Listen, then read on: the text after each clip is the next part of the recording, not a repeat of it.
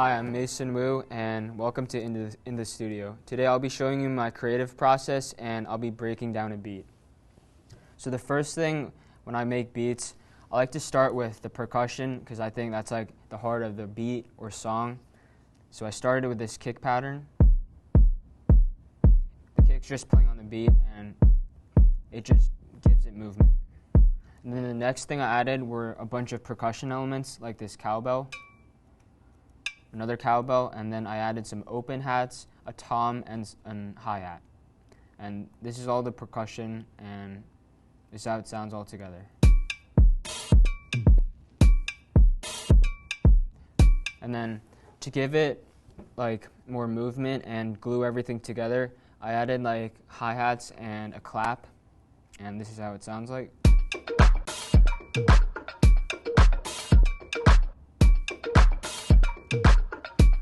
And then for the verse part, I added an extra clap just so you can hear the beat more clearly. Next thing I did was I started with chords.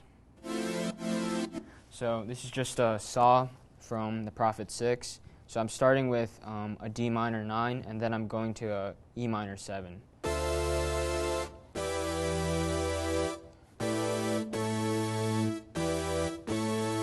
And then I just pitched that down an octave, and I added some chorus and a phaser. And I also sidechained it, so it kind of gives it a bit more movement.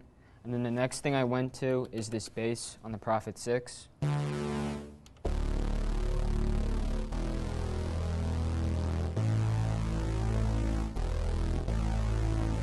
And that just fills up all the frequencies, and the chords and the bass sound together like this.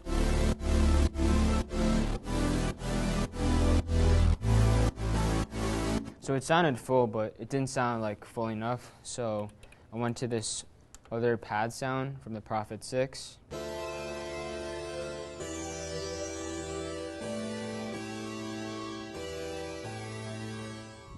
And then I just added a phaser on it, and I sidechained it so it has movement.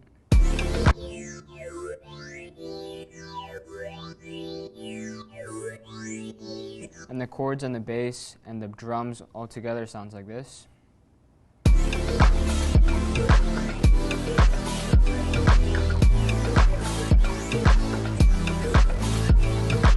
And then that takes us to the next part of the beat, which is this guitar, Rhodes, and Prophet layers. So I started by adding a Rhodes sound.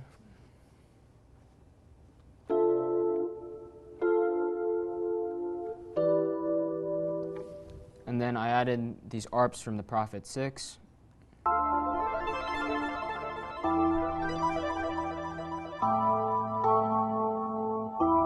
And then I wanted to fill up the frequencies more, so I found this key sound from the Prophet 6.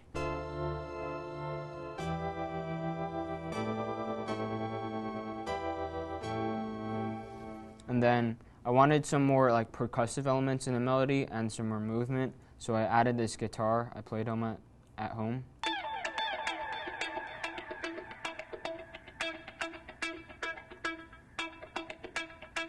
All I did to get the guitar to sound like that is I palm muted it and I boosted the high frequencies. And then I added another key sound.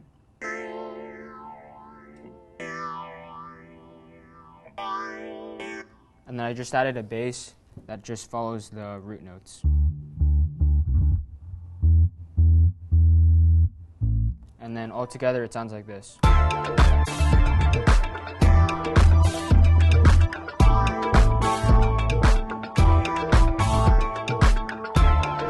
And to have more variation for the second part, I took away all the guitar elements. And then I added this siren from the Prophet 6. It's just a note, and then I'm sliding it up.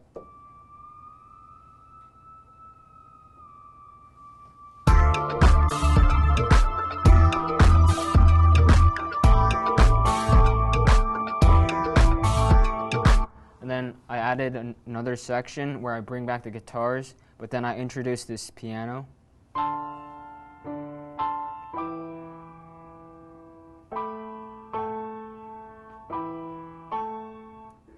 all together it sounds like this.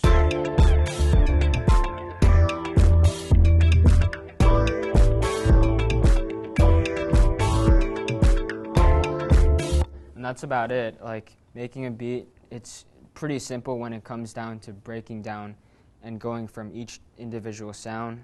And before I play the whole thing, I'd like to talk a bit about myself. I'm a senior at Ridgewood High School, and I've been producing since like 7th grade. But since like freshman year, that's when I started taking it way more seriously when the pandemic hit. So I would just spend hours and hours each day making beats, learning how to make beats, and just networking. And eventually, I got to produce on some cool records. The first like big, I guess, record I produced on was this Roddy Ricch song called Heartless. It's performed at the Grammys, and that was a pretty cool aspect and point in my career.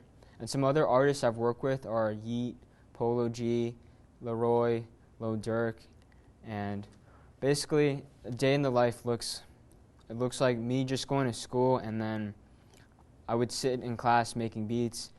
I would make beats like when I have time for free periods in the practice rooms, and I think the most important thing I've learned from is like finding inspiration in just like the random things that occur in life, and it's to never like box yourself inside like a certain type of genre, or it's like I need to make this type of beat and or this type of genre. It's more of just like just going with the flow and finding what's organic and resonates with you, and that's about it.